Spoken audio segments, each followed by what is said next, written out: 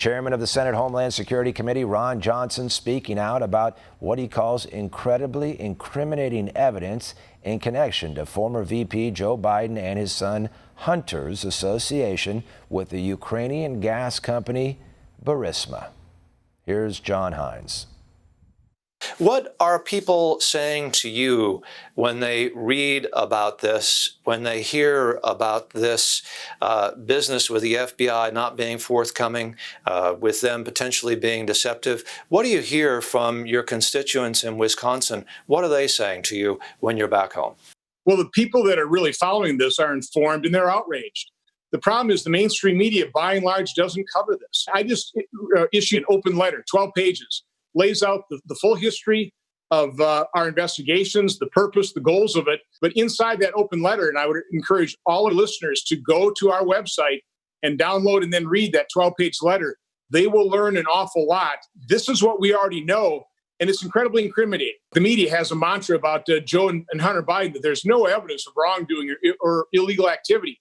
I could not disagree more from a standpoint of the glaring conflict of interest that Hunter Biden's joining Burisma's board represented within the U.S. government, and particularly with his father's position in it.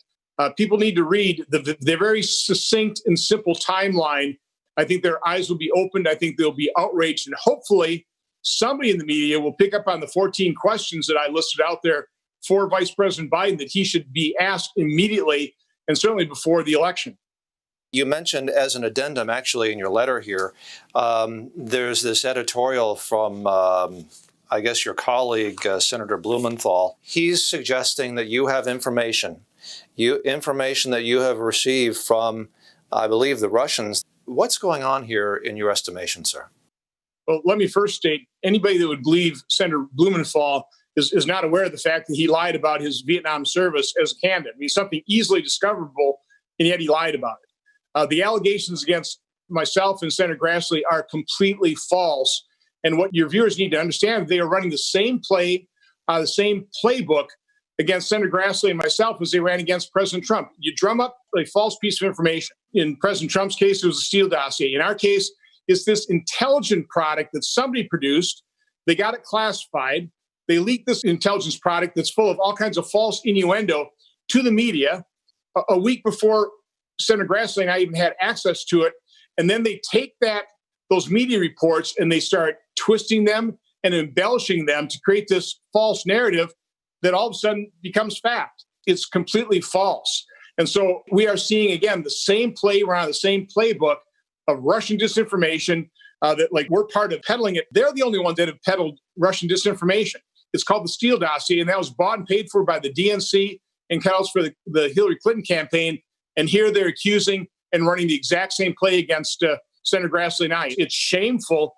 It's shocking. But let's face it, with the mainstream media behind them, suppose they have every expectation of carrying it out one more time. Where do you go from here? Do you anticipate having more hearings here when you return after the break? Well, we need to start interviewing people and getting testimony, but it's hard to interview people when you don't have the documents. We just found out John Solomon, another great reporter, has got some documents from the State Department, should have been responsive to our request. We should already have them in our possession, and we don't. But I really do hope that your viewers will go to our webpage, download that letter, and then hopefully keep your fingers crossed that other members of the media will really focus on those 14 questions we have for Vice President Biden.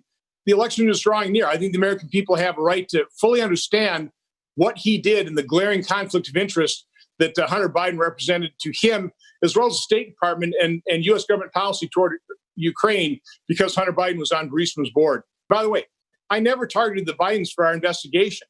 They weren't part of our investigation. They're part of it. They're in the center of it because of the actions that they undertook in 2014 in terms of this glaring conflict of interest with Hunter Biden being on Burisma's board. We couldn't turn a blind eye toward those reports. Mr. Chairman, thank you very much for talking to us at One America News. It's good to catch up with you. Thank you. Have a great day. Stay healthy. Want to see more videos like this? Click on the link below and subscribe to One America News on YouTube. And call your cable provider and kindly demand that One America News is added to your lineup. Call and subscribe today.